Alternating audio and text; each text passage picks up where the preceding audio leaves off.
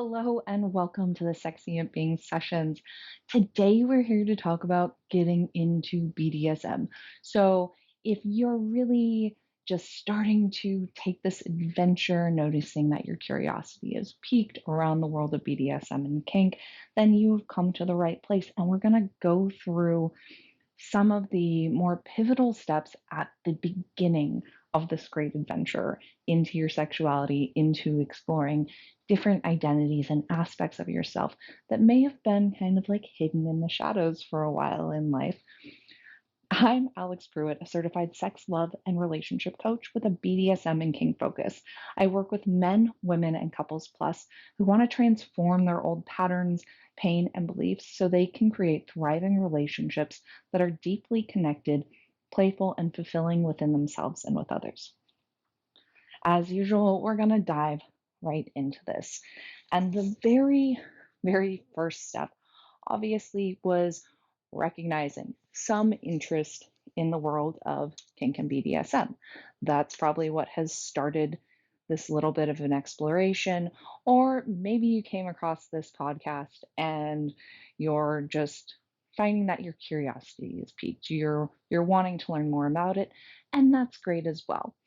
So the beginning part of any exploration is starting to figure out what it is you want to explore. And there are some phenomenal tools and resources that you can use to start exploring this. There is a very widely used quiz that is available, and I will say that the questions on it are fairly broad, but it can start giving you an idea of kind of what your flavors are when it comes to the world of kink and BDSM. If you would land in being more dominant or more submissive, more vanilla, um, falling more into primal play or being a rigger. Now, this quiz is going to give you percentages. As I said, when I went through and took this quiz myself, there was only a couple questions for each area, and they weren't very detailed. So again, this is a very broad overview of the things you like. I will search down this quiz and add it in the description box if you want to go explore this for yourself. Now, one of my favorite tools, and I actually created a version of this, and I will also link this below, is a BDSM checklist. Now, these checklists are a lot more detailed than that other quiz is, and it's going to expose you to things that you probably have done and explored, even if you fall in the realm of identifying as being very vanilla in your sexuality and exploration of sex. Um, but it's going to also expose you to things that like you've probably heard about, maybe like you're interested in trying out. It's also going to expose you to things you've never heard about or considered. And that's okay. Like this whole space is about exploration, play, learning, growing, developing. And that's what's so phenomenal and beautiful about the world of BDSM, in my opinion. Again, I will add a link to this BDSM checklist below. It will ask you to um, enter a mailing list. Again, you can always unsubscribe if you're not enjoying the content you're receiving, but this is a tool you can come back to time and time again. One of the really beautiful things about this tool as well is it's going to help you understand what your hard and soft limits are. So the way this tool is laid out is you have a list. It's literally set up in a spreadsheet because I love spreadsheets and staying organized that way for certain things. But it's a list of all sorts of different types of BDSM and kink activities. This is not all inclusive by any means. There is so much more to this world than I could ever put in a list. I remember reading at one point in time, like, if you can imagine it as a kink, like even like the thing that seems like the most wild and crazy, it probably exists as somebody's kink somewhere in the world. It doesn't mean it has to be yours. So again, I cannot actually create a list that encompasses every single kink possible. It would probably be pages and pages and pages long, more than I have the capacity to put together myself. At the same time, like, what is there is going to give you a wide variety of what to look at. And when you're looking at this, there are going to be things that you can start to identify as your hard and soft limits. So, one of the next columns over is, what is your experience with this? Right? So, do you have experience in it? Is it something like you have just like dabbled in a little bit? It's something that you are a complete master in, right? Or have you never even heard of it or considered it at all? Another one is going to be your comfort level with wanting to try this out. And again, this is all set up so you can fill it in for you. Take your time going through it. There's even a little area where you can add notes because some of these things will mean slightly different things to different people. It is not all inclusive. That's kind of part of the beauty and something that can be very confusing about the English language is our experiences end up leading into our definitions of what something is and help form our concept for what a definition is. So that's where the word love can mean so many things. The word love is very, very limited when there are so many types of love. There's romantic love, there's love you feel for a family member or friend or a sibling or a child or a coworker, right? So keep that in mind as you start to explore these spaces and get curious about what those things actually mean to you, for you. And if you don't know, that's also okay. Again, it's just an exploration into understanding what it is you want to explore, what you want to experience, and kind of getting a better grasp of what that is in your life. So, the next thing from here, so you have started identifying what you want to explore. And I'm going to use one of my own personal examples, which was I was always very fascinated by rope. I thought it was something very beautiful. Um, I had seen many different images over the years of different shibari ties. Granted, it wasn't necessarily something I thought I would explore, but it was definitely something that I was like, this is fascinating to me. I'd be open to learning more about it. Great starting point.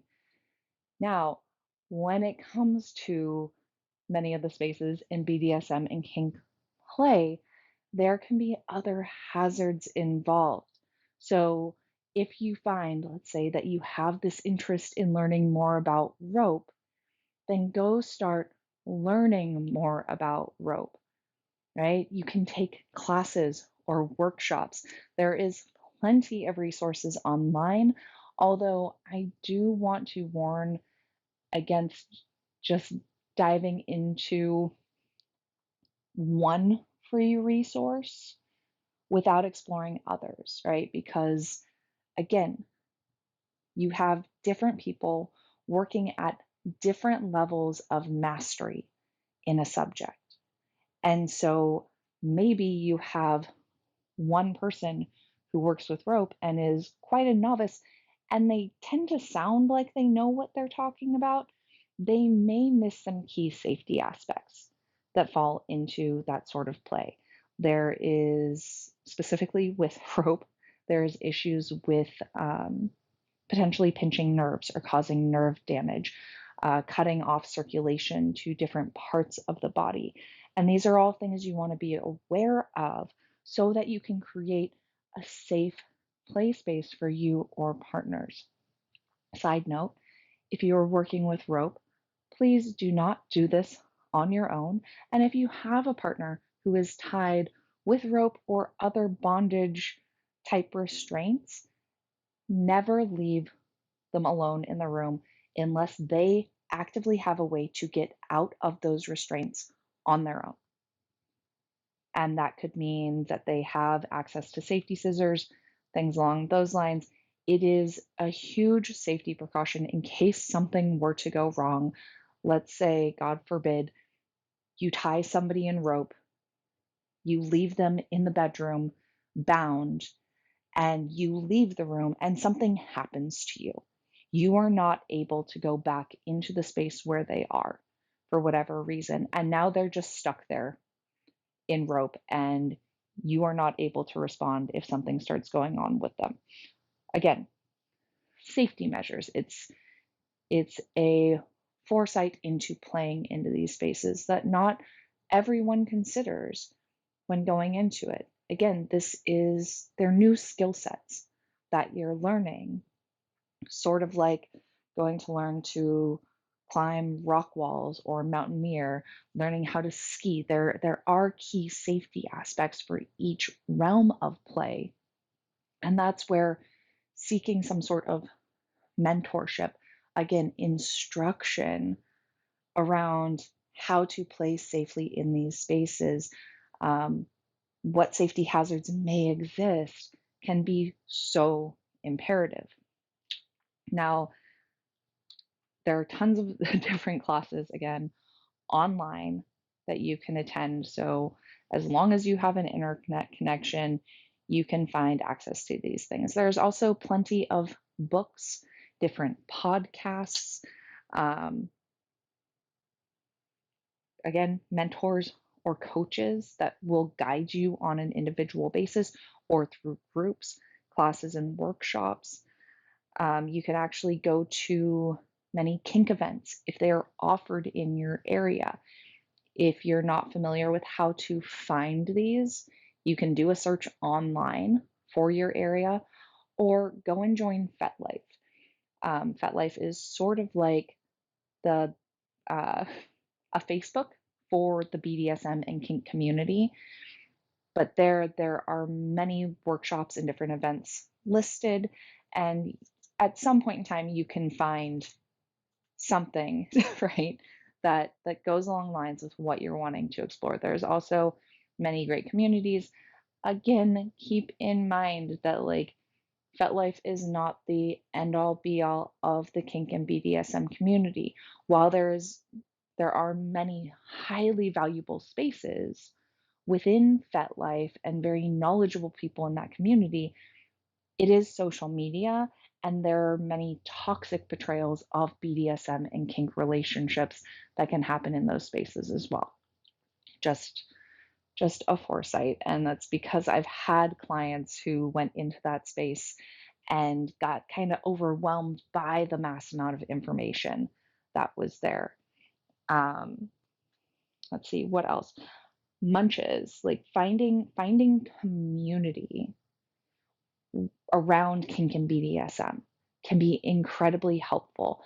Generally, again, when you're starting to involve yourself in that community, you're going to find an array of people with different levels of experience where you can have conversations. Like you can start asking questions about what you want to explore, get access to other resources that I may not have access to because again there's a plethora of them. I have met so many people within this realm, and it's really beautiful to see how each of them have grown and the different sorts of trainings that they've allowed themselves to go through or where they gained their knowledge base for their skill sets. One of my favorites is this amazing Dame, and I love hearing her stories in particular because she developed her skill set down in the San Francisco area, and it was during a point in time where to even be allowed into the like dungeon play spaces that exist in that region, like you had to go through a certain number of classes to even be able to step into a dungeon.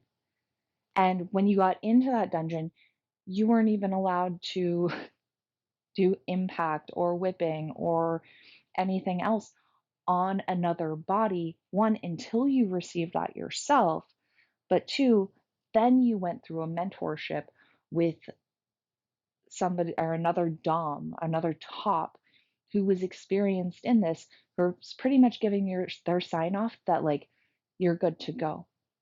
right? And I don't know how much that actually exists within the kink community anymore, especially after all the things happened with COVID. But I think that's also a really beautiful platform to emphasize how much safety is a priority and should be a priority when it comes to this sort of play. The next piece is I really want to emphasize, like, please know that it's okay to go slow. As I mentioned a little bit ago, you are learning new skill sets. And one of the spaces we end up getting a lot of examples of what BDSM and kink look like is from media. So, like movies, music, TV. It can also come very heavily from porn. And there is a very dramatized effect that comes from media and comes from the porn industry that tends to lean much more into the extremes of what these spaces look like. And it's not the actual reality of what that space is like to embody, but it can implant this, like, this fantasy that we need to be at this point of what that looks like. And like that's not the case for it. Again, like even if you were to watch some sort of porn that involved like a very qualified dom who's leading the space, like that dom has potentially gone through 5, 10, 20 plus years of taking this role to step into his mastery. And within that, like there's a level of education that this person has in taking that role. Now, you are learning this new skill. It's okay to start slower and know that you can work towards that. If you're trying to run before you proverbially walk or even crawl, then it's more likely that you're going to cause harm or irrevocable damage, not only to the physical body, but possibly to yourself and to the relationship that you're playing in. And that's where I want to bring this forward, is just being important. Like, no, it's okay to go slow. No, it's okay to take those baby steps in getting towards what you want to create. And I'd say one of the spaces I've seen this come up a lot is more in DS dynamics, so Dom sub dynamics. And I found it really fascinating myself when I came across looking at entering more Dom and sub play spaces for myself, because I kept coming across Doms who are like, I want a 24/7 dynamic. And there's nothing wrong with wanting a 24/7 dynamic. In these spaces, one, these Doms were asking me to have that dynamic with them. I actually took a good look at this for myself and questioned, like, is a 24/7 dynamic something I actually want? What does that mean to me? If that were to play out in my life, how would that look? What would I need in those spaces for that to actually be something that worked, that function? I, for myself, found that I didn't like the idea of a 24/7 dynamic. I didn't want somebody making every single little choice for me. I love having my anonymity and like my uniqueness in making a choice. And it wasn't something for me that I could realistically do or give to another person. In that, it had me kind of ponder, like, what does it mean to this other person to have a 24/7 dynamic? And at the same time, do they understand the amount of responsibility they're actually wanting to take on? And this is a real question, and not just for me, but for anybody getting into this sort of lifestyle and sort of play. Like, what is the capacity you can actually hold for yourself or for a partner when going into these play spaces. And again, is a 24/7 dynamic, if that's the extent you're looking at, something you can actually hold space for and achieve. And if you haven't been in this lifestyle and you're getting into it and you're like, I want a 24/7 dynamic right off the bat, again, baby steps into that. Like, realize where your own limits are on the space you can hold for another person. Um, a little little side rant on that one. One thing I really do again want to emphasize, like, to me these are very important points that most people tend to kind of brush over or miss when they're getting into these lifestyles, is do your own inner work around relationships.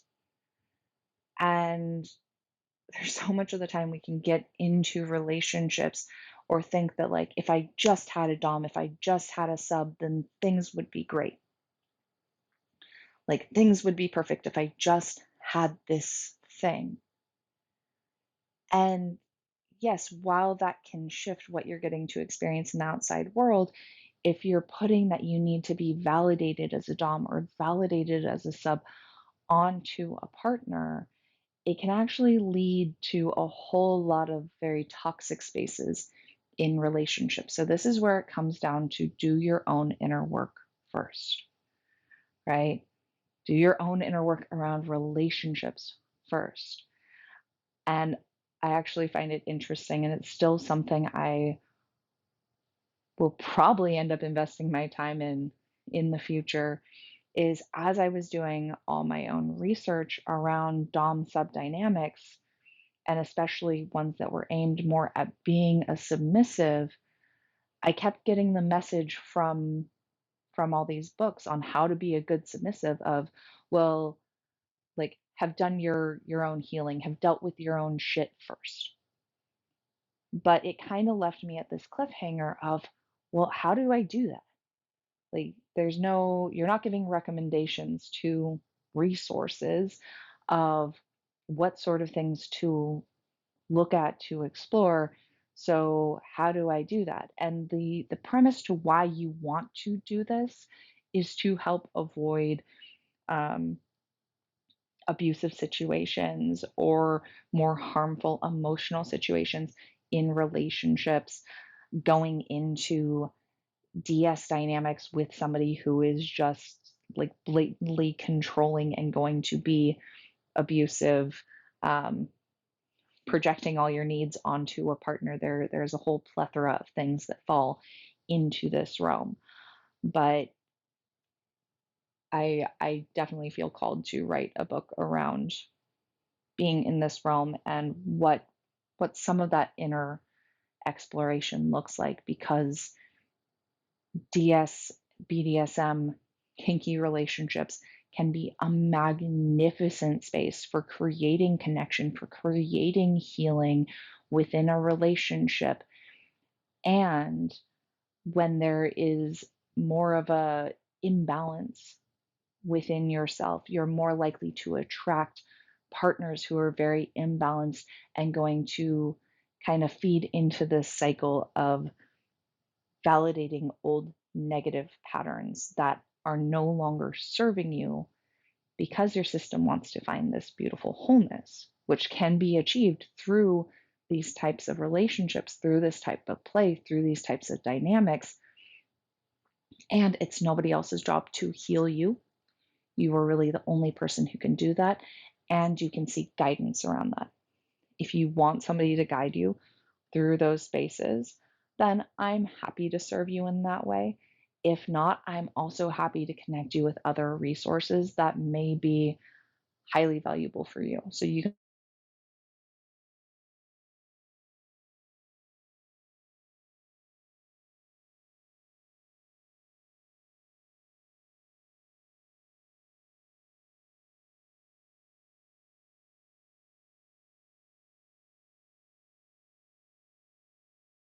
We talked a little bit knowing your hard and soft limits.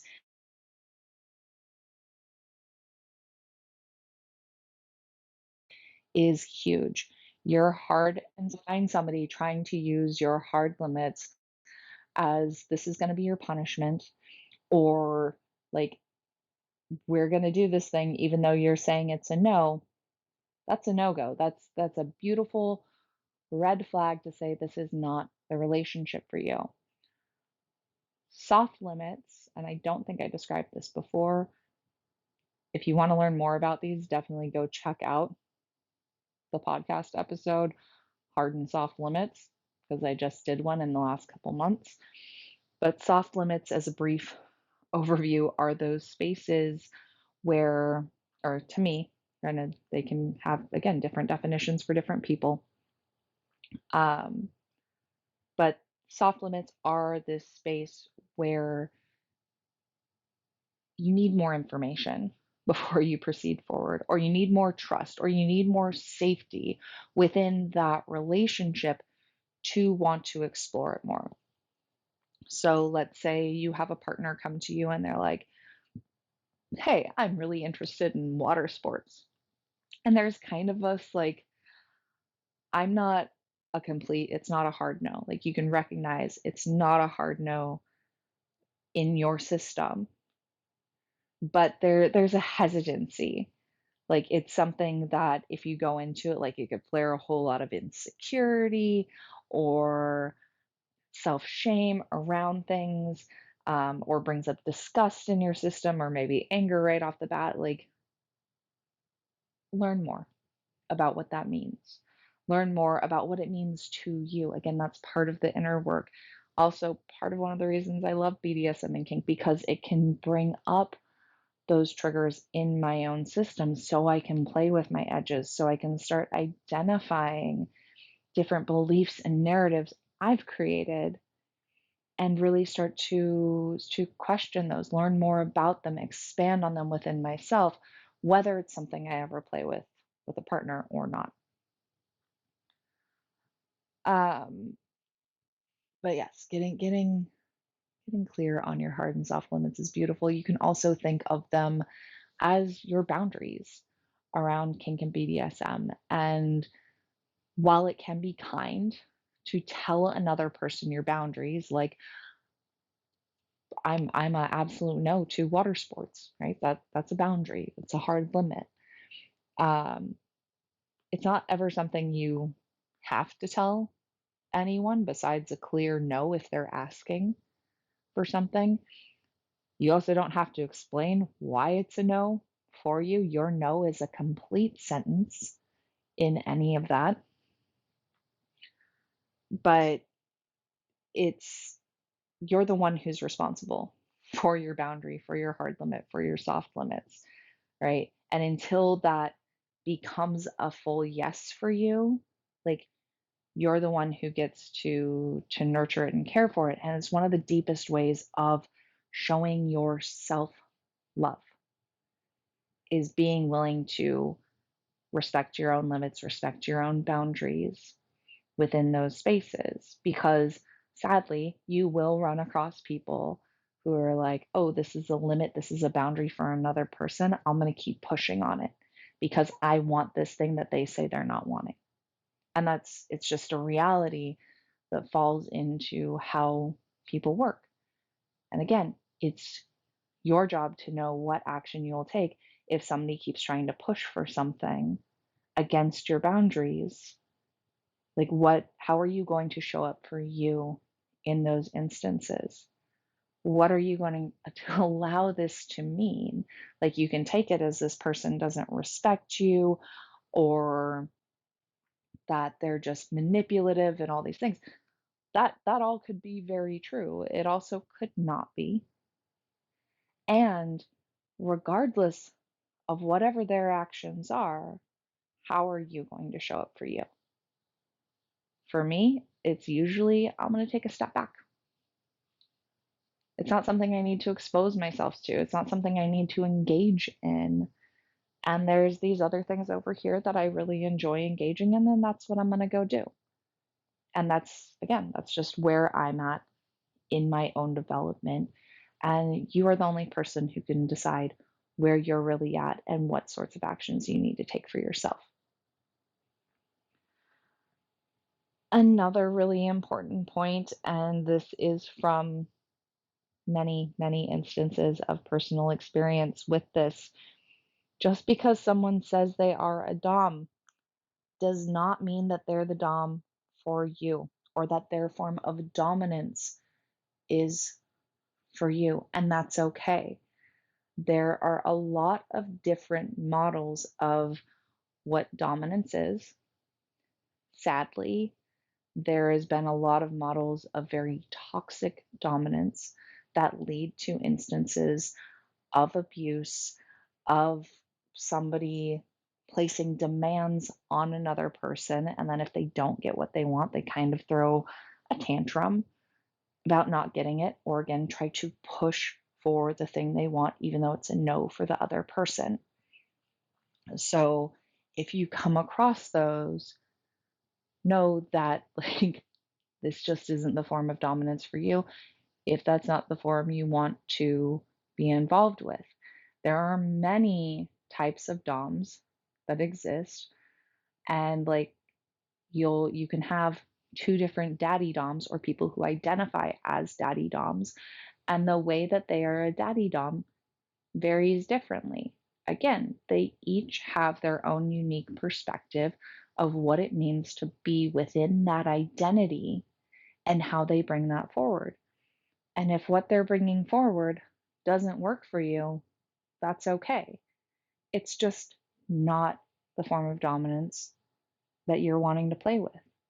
It could also be that you come across somebody who is very much so a daddy dom, but what you want is a sadist. And what they want to give as a daddy dom is more nurturing and caring.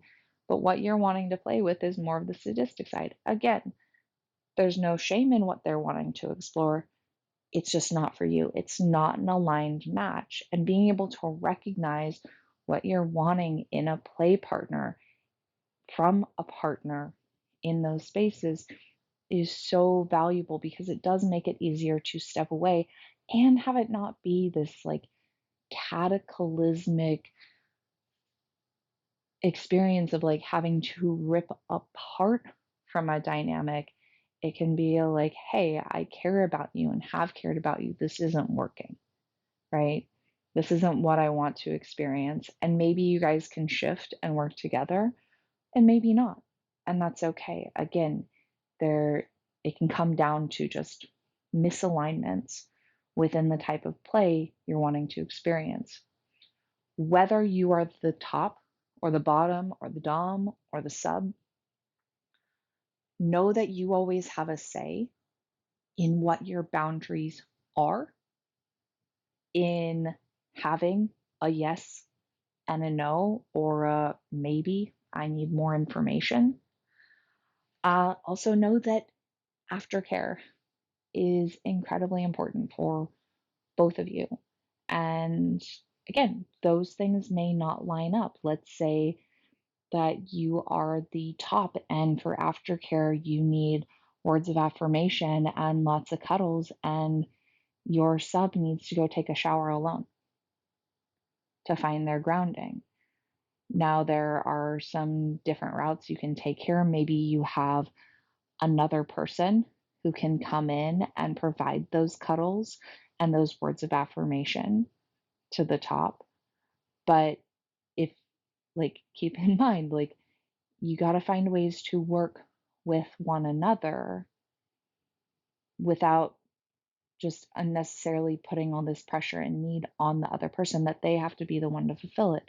There are other avenues, or again, maybe that's just not the right partnership for you at that time. It doesn't mean that, again, you have to care for that person any less. A lot of the time, there is a lot of deep connection and intimacy that can come in these spaces, even if they don't involve sex directly. But having open communication, using I feel language. So I feel language comes down to talking about the action that the other person took, and then saying I feel, or when this action happens, I feel, and then you say the emotion or the sensations that are coming up. And this can help, like it's not going to help in every instance because people will take things personally even if you're not saying them in a directly blaming or personal way. But keep in mind, like, you can start using language to help have yourself be heard in certain spaces and create open spaces so you can give really valuable feedback to make your relationship and connection stronger and better and deeper. Now, some of these conversations will probably feel uncomfortable or weird, especially if you have mainly played in the realm of vanilla. Um, I don't know why it's not incorporated more into vanilla sex, vanilla intimacy and partnerships, but for whatever reason, it's not.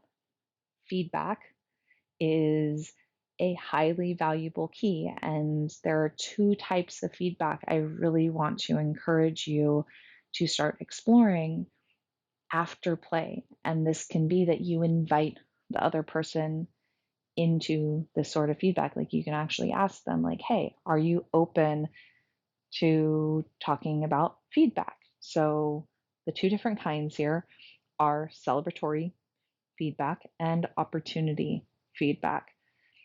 Celebratory feedback is the kind of feedback we typically like to receive as humans, as people, as social creatures that tells us, "Oh, you did a good job," right? It's it's allowing the other person to talk about what they really loved and would like to receive more of. The second kind, opportunity feedback, are those spaces that we can tend to take as criticism, or there's also the very high potential that when we talk about these spaces, we can be more critical about them. And it's where the I feels statements can come in really handy. So let's say when you hit me on my low back with a flogger, it sent a wave of nausea through my body and a shock of pain through my kidneys, right? And instead, could you please like hit me with a flogger on my upper back or on my butt or thighs?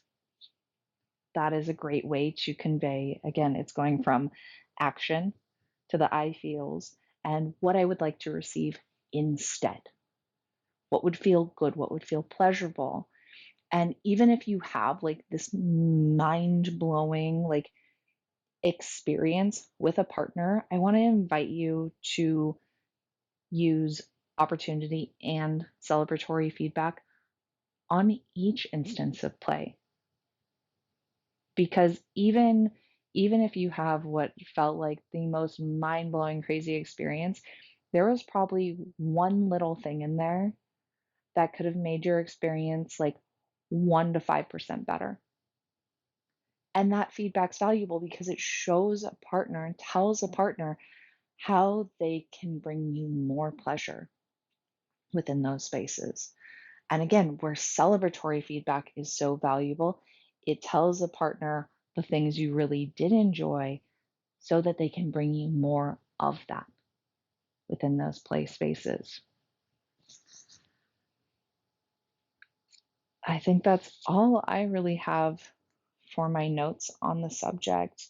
So again, like start diving more into your exploration and like utilize different resources, different sorts of tools for gaining information, podcasts, books, mentors, classes, workshops, kink events, munches, all sorts of things, fet life. There is a vast sea out there of information available, and like see what really calls to you. And maybe it's you start learning about, we're going to bring it back to water sports again, and you're like, nah, this really isn't for me. If it's not for you, that's okay. Like, just you can update your BDSM checklist and be like, nope, this isn't something I really want to explore. It's not my thing. And that's all right. You could also have played in that realm a handful of times and just found it's not really for me. And you don't have to keep exploring it by any means. Find the things that bring you pleasure, that pique your interest to really play in and play around with, because it is play. It's a form of exploration, it's a form of adventuring within yourself and with a partner or partners, and seeing what works for you and what sort of new experiences, what sorts of novel experiences you want to bring in more of. Again, you can check the description box below. I'm going to track down that BDSM quiz link, and then you can find access to the free resource for the BDSM checklist. And if you are interested in working with me, then go ahead and click my resources link, and you can book a free discovery call or join one of my email lists. Aside from that, happy kinky BDSM adventures out there for everyone and anyone listening.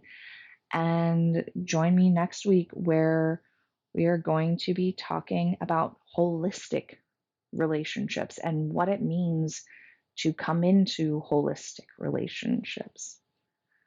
All right, until next time, have a great